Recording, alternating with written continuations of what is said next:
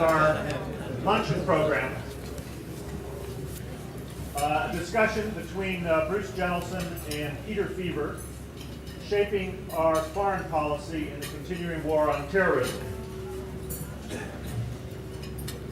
And I'm feeding back here, so I'll step away from you two guys. It's toxic up here. We're delighted to have these two distinguished gentlemen and members of the political science and public policy faculties here at Duke with us today. Both have had extensive experience, both as scholars and in government, on the topics they're going to discuss today at lunch. Bruce has served in several capacities in government, including at the State Department, where he's a member of the policy planning staff as a special assistant to the director. And then in the late 90s and 2000, he was a senior advisor to the Gore-Lieberman campaign on foreign policy and an advisor to Vice President Al Gore prior to that. He's written extensively on these topics, foreign policy and the use of force, and has a book in the works, his latest, which looks like it's titled After Bush, Getting Global Leadership Right.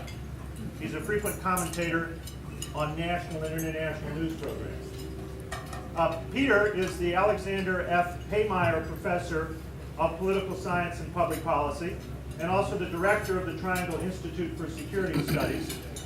He's spent a couple of tours of duty at the National Security Council in '93 and '94, and then again from 2005 until last year, when he was Special Advisor for Strategic Planning and Institutional Reform at the NSC.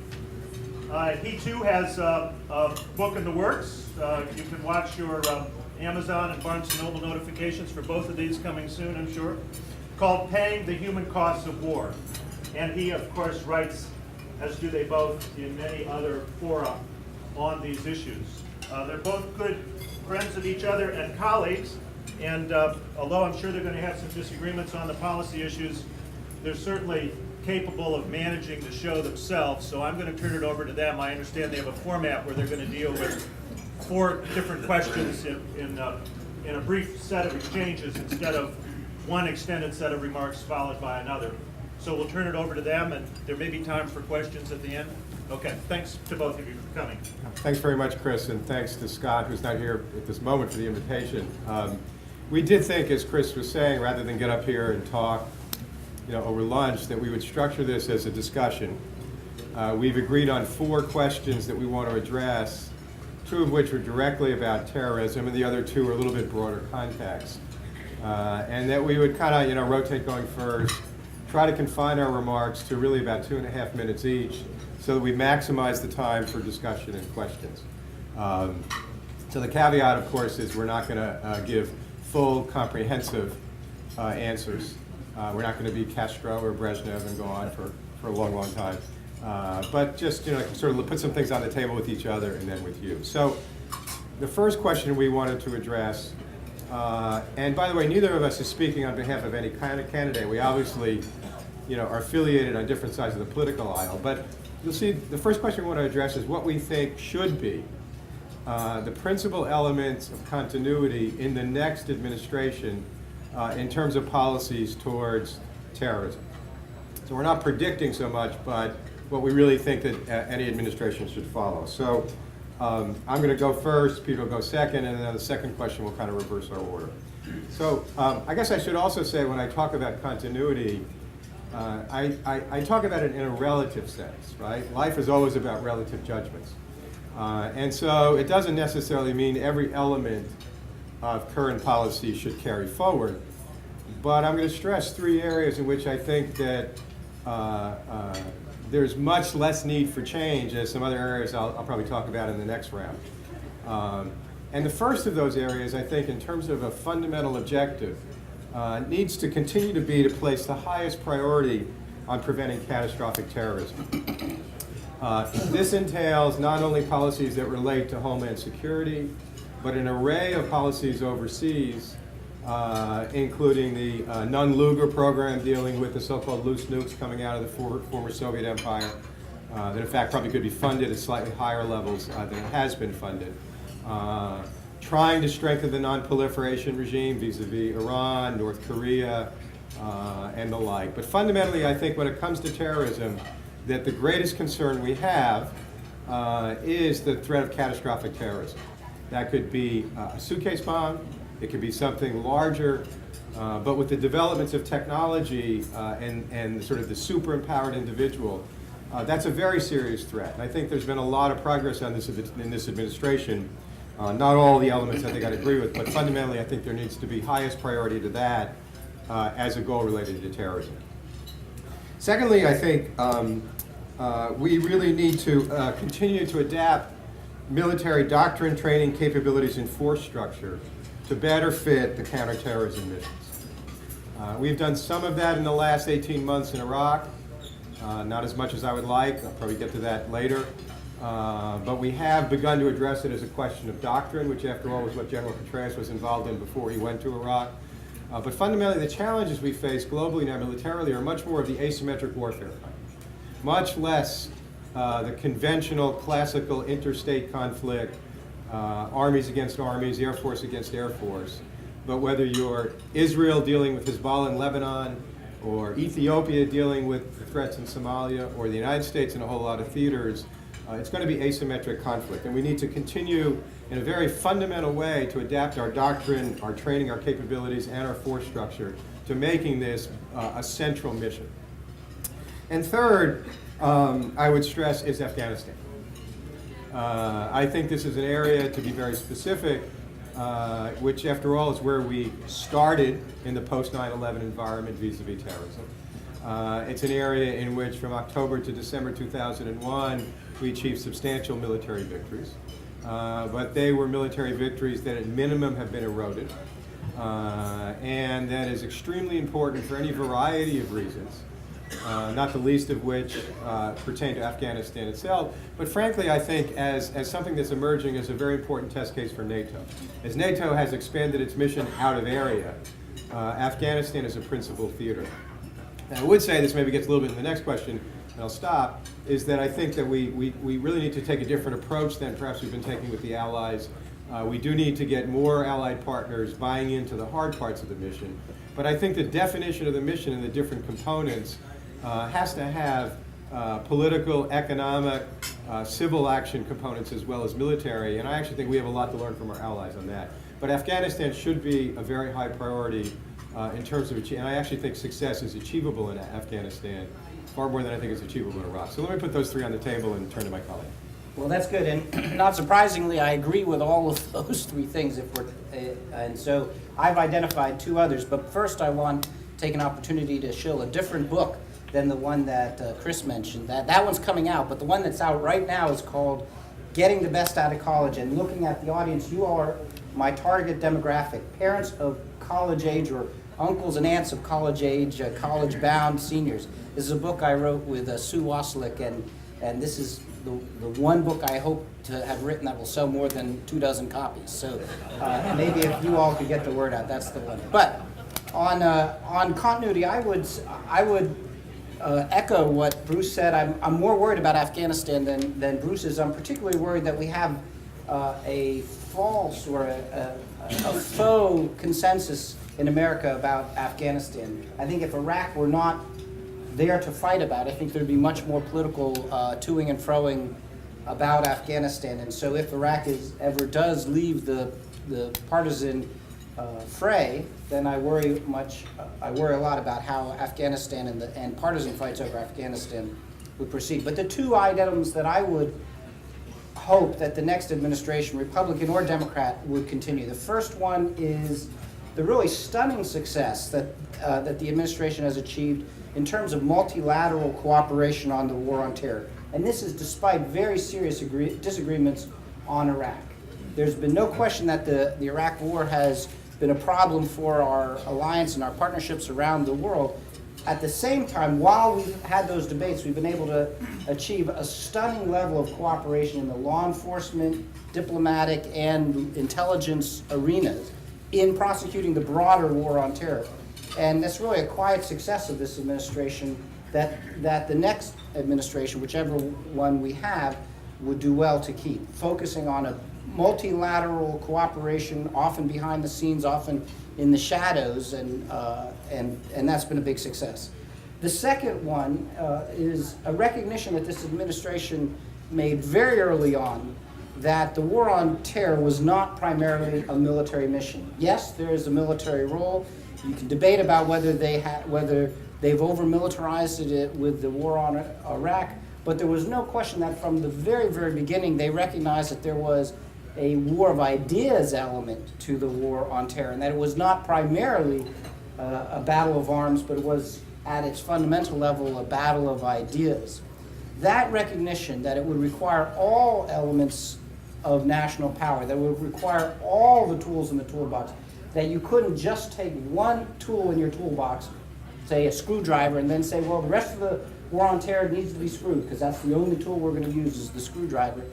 That kind of single tool approach would be a mistake for the next administration. I think the next administration needs to preserve a balanced approach, the kind of balanced approach that that Bush administration has tried to do while emphasizing everything from the war of ideas to diplomatic cooperation, the innovations in financial sanctions and financial levers, and all of the non-military tools that have been developed and used and are really the day-to-day stuff of the war on terror. There is an important and essential military role, but it's not the central and only role in the war on terror. So those would be two I would emphasize. Now, our second question is, what are areas that need to be changed, we think, that the next administration will need to either do differently or do better than this administration? And I'll lead off there, and I've got two as well, and I want to begin with one that is the other half of what I just said, and that is the next administration needs to make more progress on the war of ideas than this administration has. I think if you talk to insiders in the administration and you say, what is your number one frustration about the war on terror, setting aside debates about Iraq, but just sort of the broader war on terror, what's your number one frustration?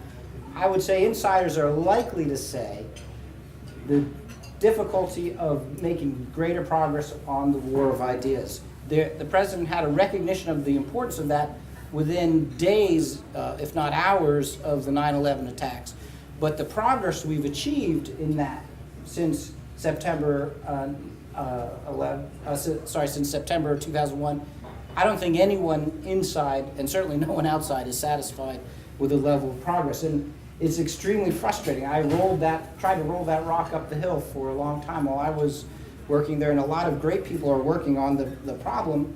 It's just that the U.S. bureaucracy is not well set up to wage a sort of a global war of, for hearts and minds kinds of operations. We're stuck with industrial age laws in a late information age world where there's an understandable but paralyzing fear of doing anything that any blogger anywhere around the world could label propaganda.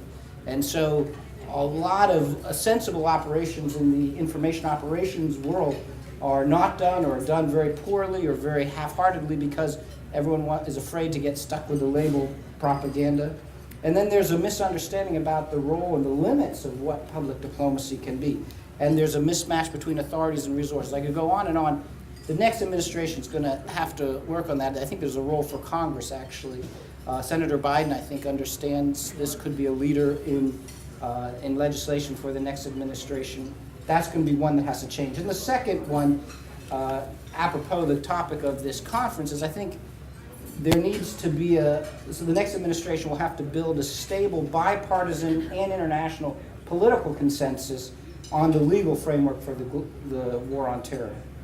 I think this administration missed an opportunity in the immediate post-9/11 environment to forge a sounder political foundation, framework, or undergirding the necessary evolution that had to take place in the international legal framework, both domestic and international legal framework.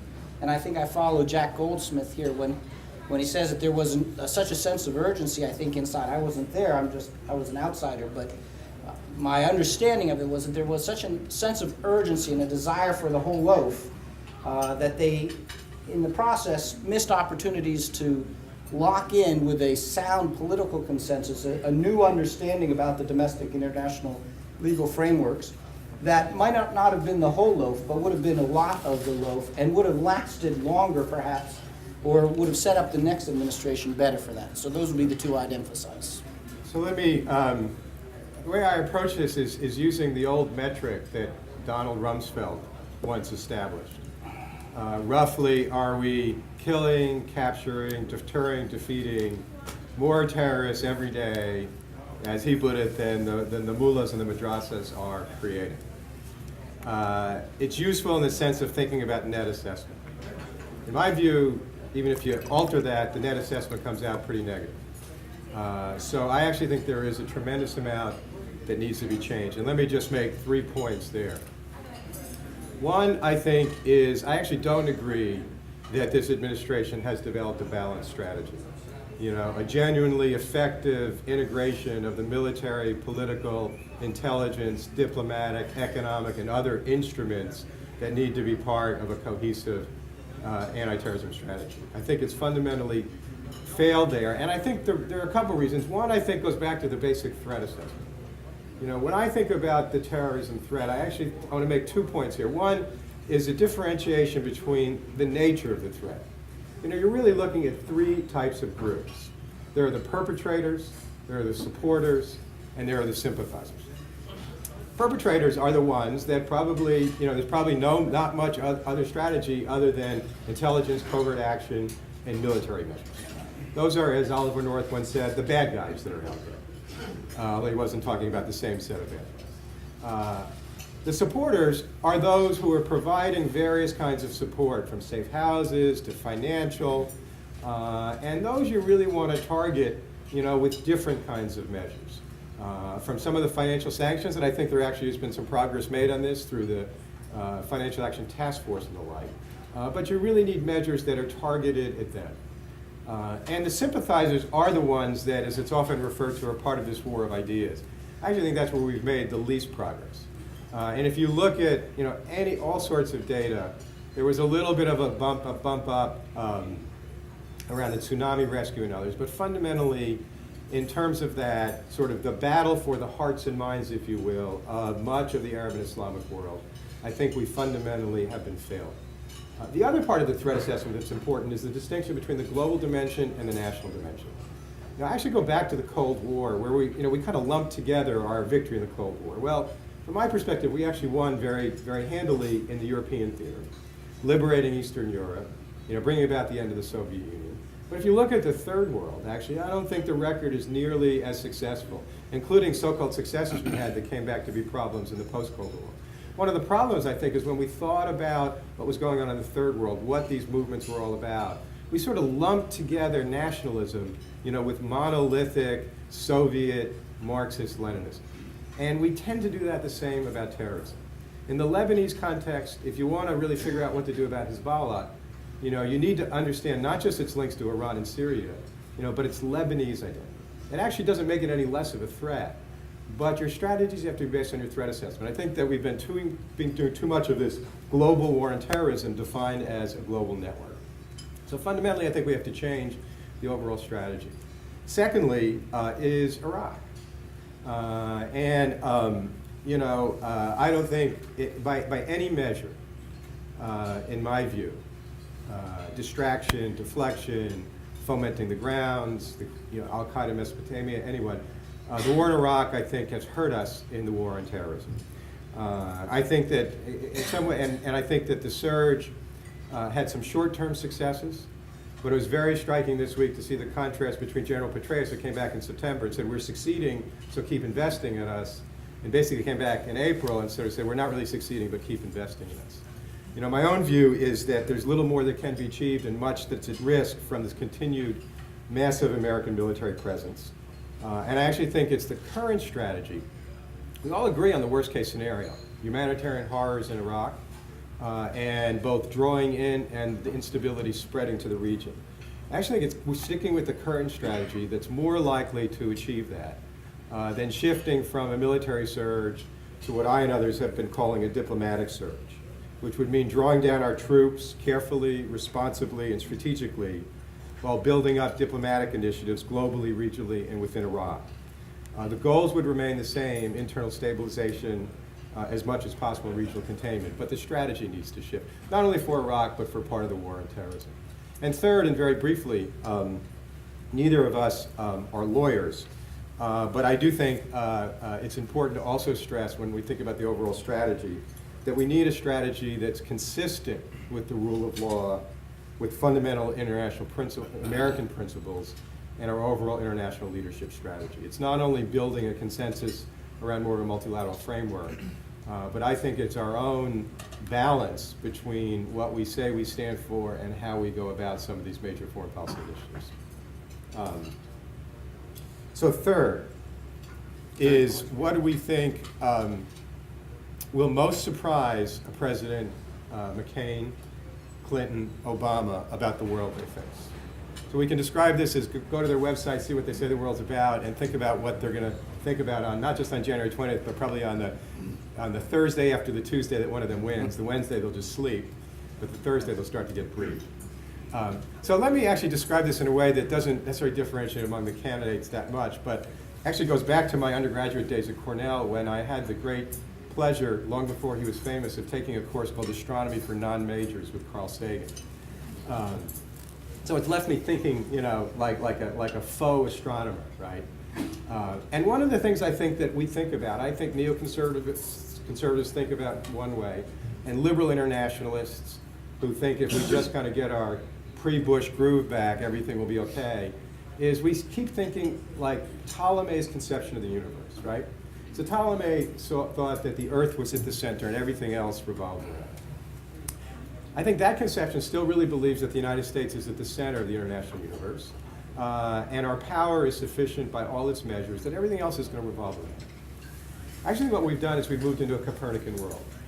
And here I would argue that it's not just a function of what I think are flaws in the Bush strategy, but changes that have happened in the world that would have happened even if there had been, shall we say, a different 5-4 vote in the Supreme Court in 2000.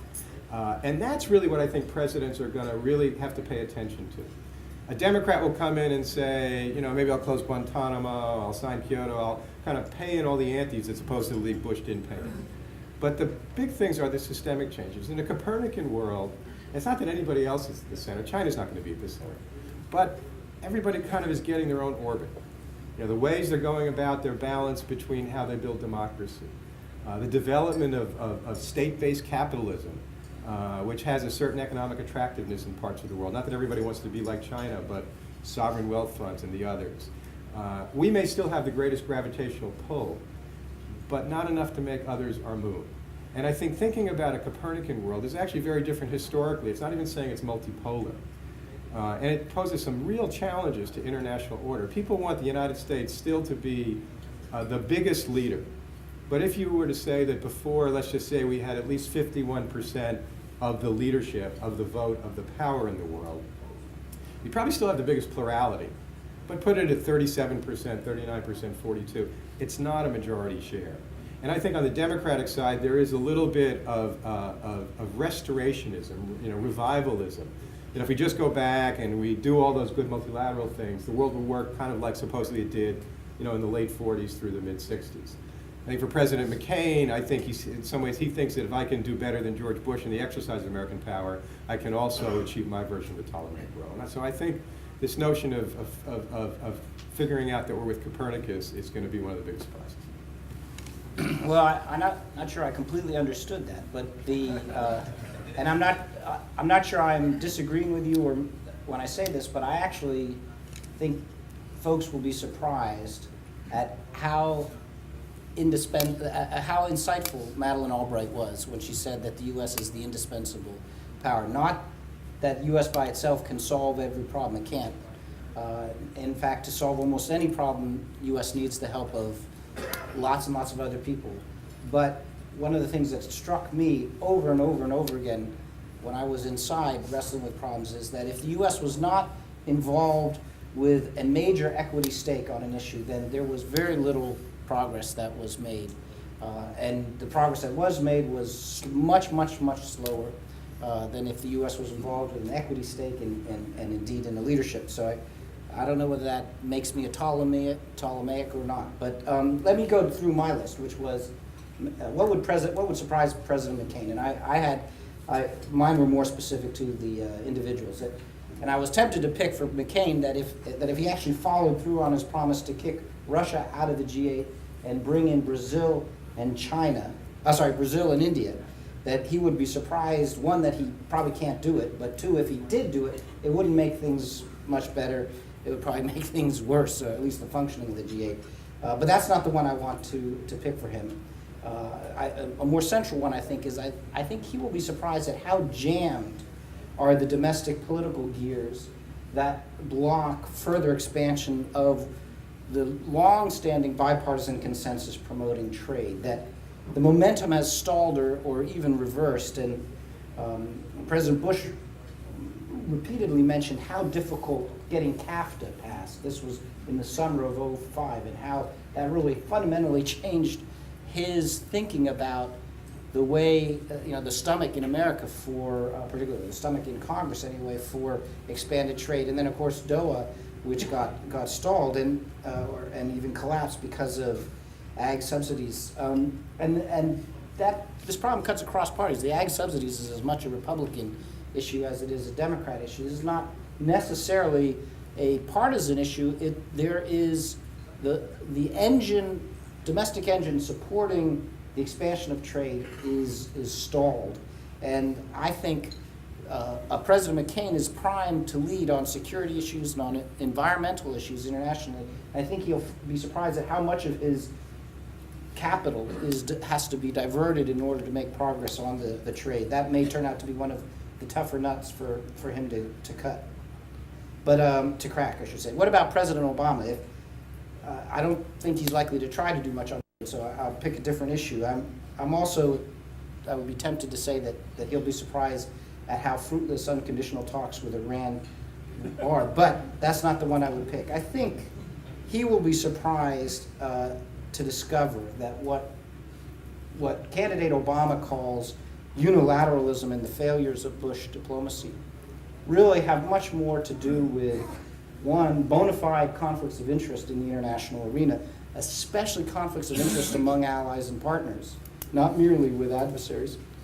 And secondly, free rider incentives that are built into international multilateral operations, and especially among our allies. And it has far more to do with that and far less to do with the boorishness of Bush's personal diplomacy or the administration's incompetence. I think even someone as gifted an orator and as an inspirational figure as Obama is, discover that when he runs smack into those same conflicts of interest, those same free rider incentives, that if he's going to get anything done in the international system, he's going to start pursuing policies that look shockingly like the unilateralism that he decried. As for Clinton, President Clinton, there's a whole lot here to pick from, but I'll just pick two. I think Russia and China are far different and in many ways far more challenging states than they were when she was co-president or when she was getting her 8 years of extensive experience in the White House. Russia under Putin, and in today's geoenergy context, is a much more formidable bear than Russia under Yeltsin. And a lot of the techniques that were used in managing the relationship with Yeltsin not only won't work now, but are actually viewed in Russia as part of the problem, and part of the part of the insult, or that needs to be overcome. And so I think Russia is going to be a big challenge. And likewise, while it's true that President Bush has maintained excellent relations with China, and Clinton had to navigate very tricky issues with China over Taiwan, and particularly in 1996. So there's experience in the Clinton team on dealing with a tricky China, that I think they'll be surprised to see just how all of the contradictions of China are exaggerated or intensified now compared to where they were, say, 8 years ago. China is much more confident on the world stage than they were before, and yet much more uncertain about their domestic instability than they were before. China has much more reason to be proud of their economic achievements, and yet much more reason to fear that the wheels may be coming off of the economic bus for them. And China's ambivalent global role shows up in far more places and in far more settings than it did 8 years ago, and in unexpected ways. It shows up in Venezuela, it shows up in Sudan, it shows up in Iran, all throughout Africa, and not just the traditional places like North Korea, Taiwan, and Tibet. And so if President Clinton comes in, I think she's going to be surprised at how much more challenging those two states are to deal with. And now the last question we thought we'd ask before we let you guys ask some questions is, looking more broadly again at foreign policy, what are aspects of the actual conduct in office that will surprise the people who voted against them? So, what will President McCain's opponents be surprised at by President McCain? And I think opponents of President McCain, those who voted against him, if he wins the presidency, will be surprised at how much of the democratic critique he has hijacked. He'll be active on a post-Kyoto framework. He'll be active on Gitmo and torture issues, and so he'll be doing a lot of the things that are in the standard litany and Bruce mentioned some of them. And I think they'll also be surprised by how little it actually buys us in terms of enhanced global reputation. I think it'll improve our editorial coverage. We'll get a few more nice words in Financial Times, maybe the Pew polls will move a bit, but it won't have major other effects. That doesn't mean they're not worth doing. I think the ones that are intrinsically worth doing on their own are worth doing, but doing these as a way of somehow enhancing American soft power, enhancing our ability to get things done in the international stage, I don't think it's going to accomplish as much. And I think doubtless critics will find ways to say, well, he's not doing it enough, he's not doing it as slick as us, he needs to quote Hopi Indians more. But I actually expect that on most of those issues, he's going to go much further than Democrats would have thought. And so that's the surprise for McCain's opponents. What about the surprise for Obama's opponents? I'm going to go out on a ledge on this prediction. On Monday, Wednesdays, and Fridays, I take candidate Obama at his word, and I believe that he will be trapped by his own rhetoric and that he will follow through and with an irresponsible Iraq policy. But on Tuesdays, Thursdays, and Saturdays, I parse his words more carefully, I listen to his advisors more carefully, and I have the audacity to hope that he will actually be far more responsible. And it's Thursday, so I'm going to go out on a limb and say that the opponents of Senator Obama will be surprised that he will actually pursue an Iraq policy that looks a lot more like what McCain will do than what you would think if you just listened to the snippets of his speeches in gymnasiums. Now, what's my evidence for this? And remember, if you bring me in tomorrow, I'm going to argue with myself. But my evidence on Thursday is this, the Samantha Power interview for BBC. If you haven't listened to it, and how many people out there have actually heard the Samantha Power interview on BBC? Not the one where she said monster, but the one where she was talking about Iraq policy. That's scary. All of you need to go download it off the web and listen to it, because it's a fascinating interview and it's a very revealing one. And in it, she basically concedes that when they get elected, the first thing they're going to do is sit down, review with their battlefield commanders, who happen to be Petraeus and all the same people who are advising President Bush now.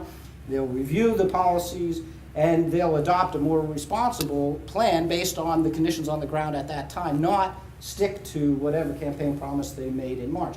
That was an important concession, and I heartily endorse what she said.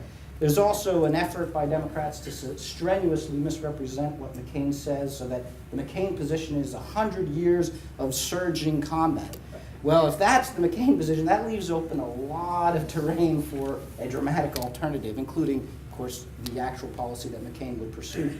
They can, because they've mischaracterized what McCain wants to do, they can pursue McCain's actual policy and call it a change. A third, if you parse Obama's words very, very, very carefully, you'll hear that he's talking about a major military mission requiring troops inside, on the ground in Iraq. When you add up the troops to do all of that, plus the logistics train, you start to get postures in Iraq that are close to what was in the last slide of Petraeus's briefing in September of '07. And then I have other evidence that I can't talk about. But that's my Obama surprise, but that's just my Thursday surprise. Friday, I'll disagree with it. As for President Clinton, if she is president, I think opponents will be surprised by how much like Bush foreign policy, her foreign policy actually will be. Beyond Iraq, not just on Iraq. And I'm old enough to remember that all of the critiques that have been leveled at Bush were actually first honed with respect to President Clinton, the first President Clinton, the woolly-minded promotion of democracy, the arrogance of viewing yourself as the indispensable power, the proclivity to use force, etc. Those are all Clinton-era complaints, and I think that we'll see them again, and that, of course, has been the hallmark of the last 8 years of complaints. So the fun about this is we've been doing this for a long enough time, almost 10 years, that you kind of switch roles, right? So I recall in around 2000 we were doing this, and as someone who was working for, Vice President Gore, not quite an incumbent, but part of an administration where emphasizing continuity, to be self-critical, we did have a little bit of tendency to sort of go over some of our flaws or things we didn't achieve by saying, well, that's as good as can be done, not just as good as we could do. And the other side would say everything from you need a more humble foreign policy to, Get out of nation building. We don't do nation building. It's the 82nd Airborne. All that is 82nd Airborne taking kids to kindergarten, which was in your paper for the first time. And so now we're in a little bit of role reversal. And our criticism to those folks was, you're not being realistic, not in the neocon realism debate, you're not being realistic. There are constraints, when you have power.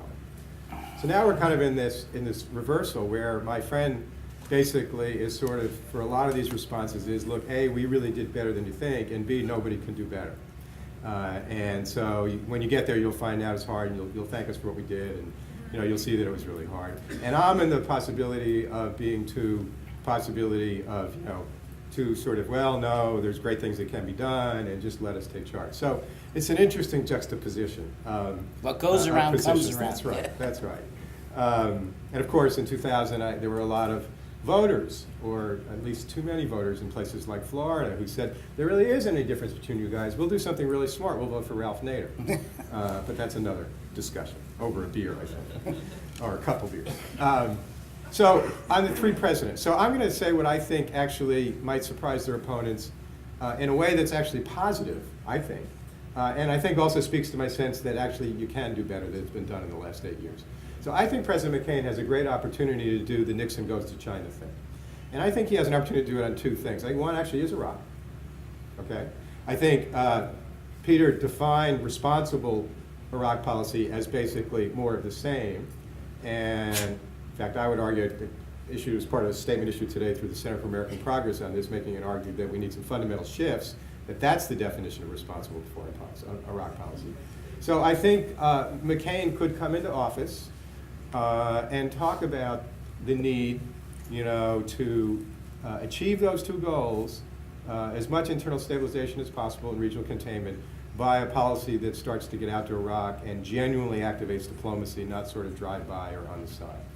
He also could do that in the global environment, and you did say that a little bit.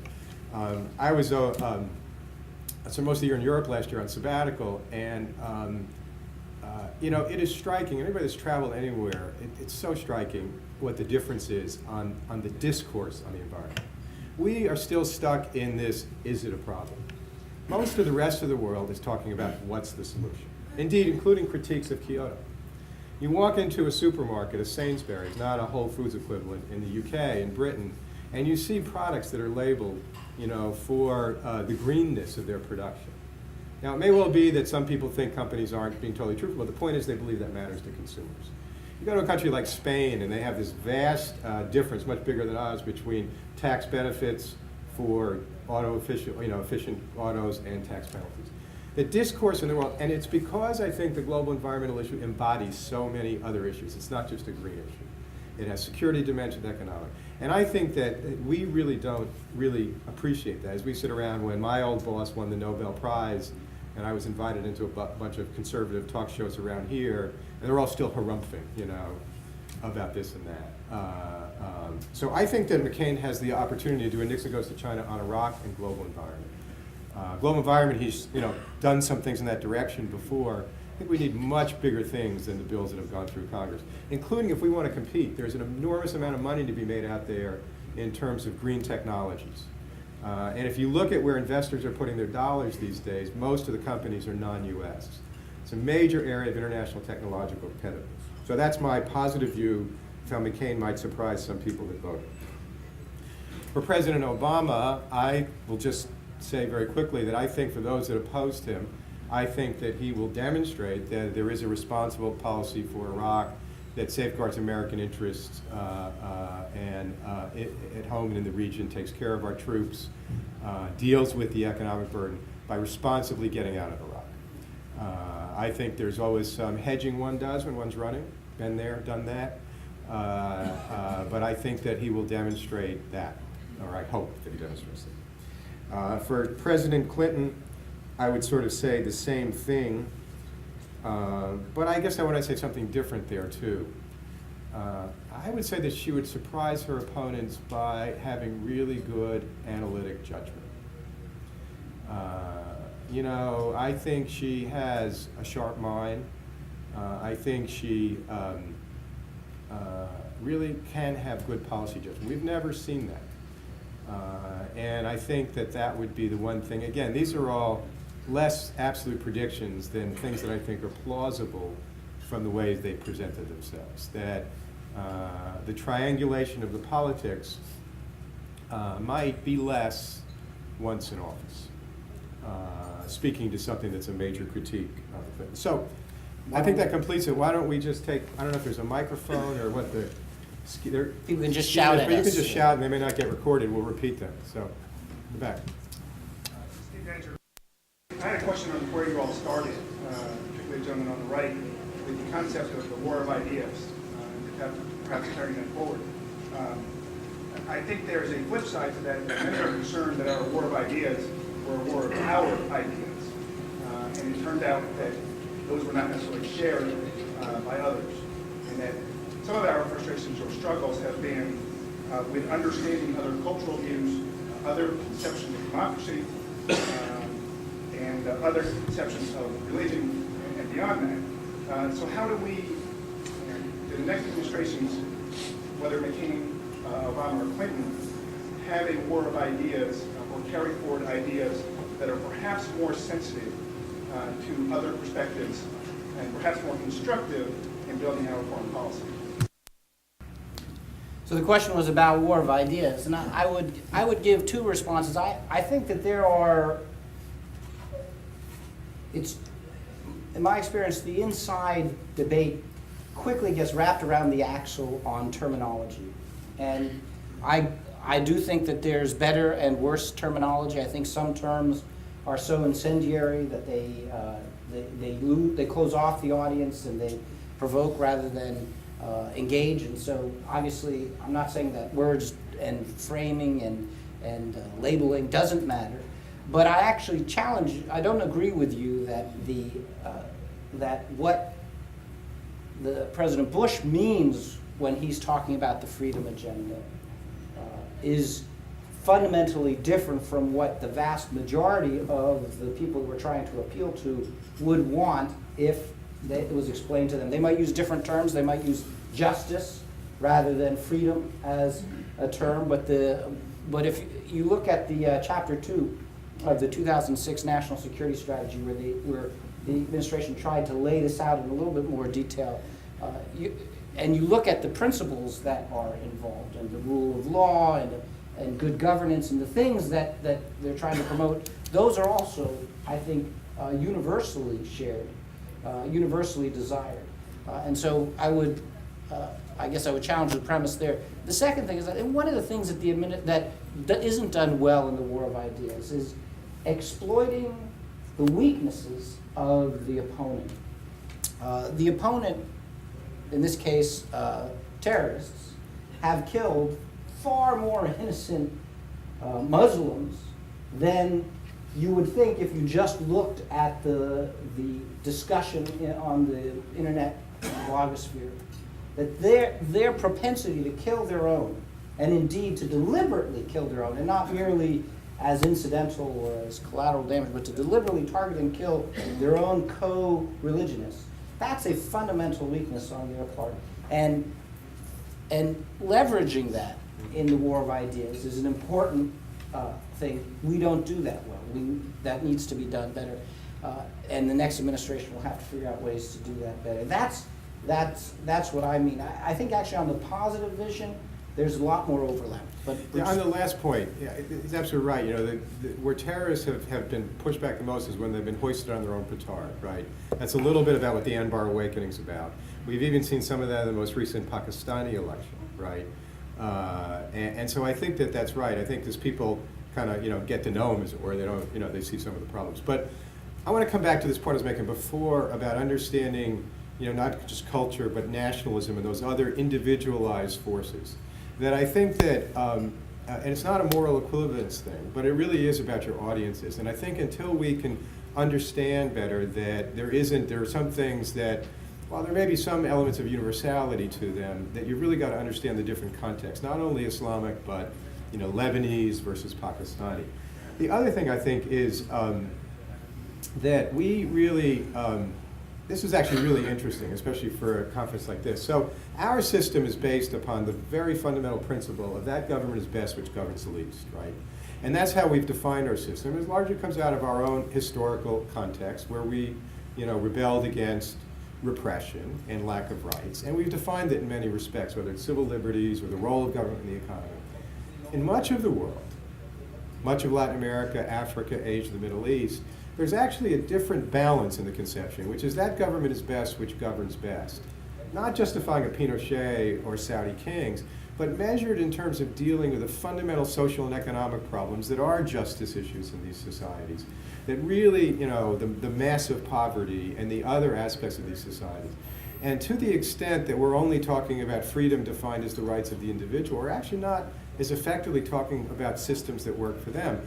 I was in Dubai for a conference with a group of Indian and Pakistani generals and diplomats, a project we were doing with Brookings at the time. And when you have your best conversations, it's late at night, right, after the conference. And this was right after Katrina, 2005. And there was a very distinguished Indian general there who said to me, I'm a friend of the United States. I think you guys get criticized too much. But what do I tell my people about Katrina? In our part of the world, the most basic function of government is to protect people from these kinds of natural disasters. What that says is it's not just how we talk the talk, it's how we walk the walk at home. One of the reasons Eisenhower sent the National Guard into Little Rock in '57 that internal documents have shown was his concern about how that was playing out in the ideological competition with the Soviets in the Third World. So, if we want to win this war of ideas, some of it is really going back to the question of how much are we a model, not to be surgically extracted, but that people admire for how we do our politics and policy. Would you choose? Ma'am? Yes. I'd like to this conversation about communication. I think it's very important, and from a standpoint of strategic communication. Yep. I'd love to get your thoughts on doing a cost-benefit analysis from a strategic standpoint of the global war on terrorism. When you talk about the struggle for hearts and minds, the advantage to having approached the challenge of terrorism from the standpoint of a war, treating it as a war, clearly is that it conveys the seriousness of the threat. Very serious adversary that we face, very serious threat. It conveys the fierceness of our determination to beat this threat. It has the potential to rally people around it. But it also has, I think, had some counterproductive effects of uniting our enemies and dividing us from our allies. And in the long-term struggle for hearts and minds, Osama bin Laden struggled before 9/11 to take these disparate regional terrorism efforts aimed at their local governments and unite them under a common global jihad ideology. And that effort really took off after 9/11, when we started talking about a global war on terrorism. And I would welcome your thoughts on whether it isn't time to do another assessment and a cost-benefit analysis of using that approach. And it's more than just rhetoric, it's a legal approach and a policy. Yeah, you go first. Yeah, I mean, I agree. I tried actually not to use the term and didn't want to spend time saying it. I don't think the term, I don't think, again, the global part speaks to the ways in which there is a transnational global network through Al-Qaeda. But I think that so many dimensions, if you want, again, Indonesia, the Jamaya threat is partly Al-Qaeda and fundamentally about Indonesia, Philippines, etc. So I'm not comfortable with that. I'm definitely not comfortable with the notion of war. I can understand why we started with that, right? I mean, really, in every way, why we started with that after 9/11, emotionally for us as a country, psychologically. But I think, and not just as labeling, and that's why this emphasis is, it's easy to say we need to integrate all of the different dimensions, but we really do need to do it in a way that doesn't deny we need a war element, but that's really against those perpetrators. And the sympathizers and the supporters we can make much more progress with, and we have to approach very differently. I am somewhat sympathetic to what you say. I do think that the term GWAT has been exploited by critics to accomplish some of the things that you described. But I think that critique is overdone. And I also know from painful experience that the fastest way to bring actual activity inside the interagency grinding to a halt is to initiate a discussion of why don't we come up with a new label for this. This happens from time to time. The global struggle against violent extremism. I think there was a temporary effort to get global something against ideological something or something. And maybe the new administration can come in with their own label. But I have yet to find a single policy that we are doing in the war on terror that we should not be doing, that we're only doing because we have this label, the GWAT.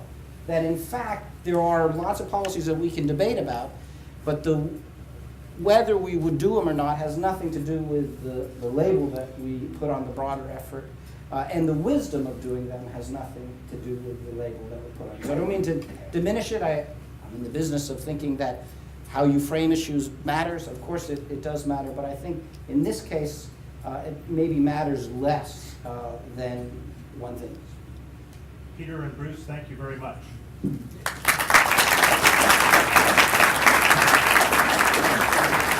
Now, the last thing Scott said to me was be sure to get them back to the next panel at 2:15. I didn't quite say I'll have your head, but if you value my well-being, it's in my interest to encourage you to be back there by 2:15, over where we were this morning.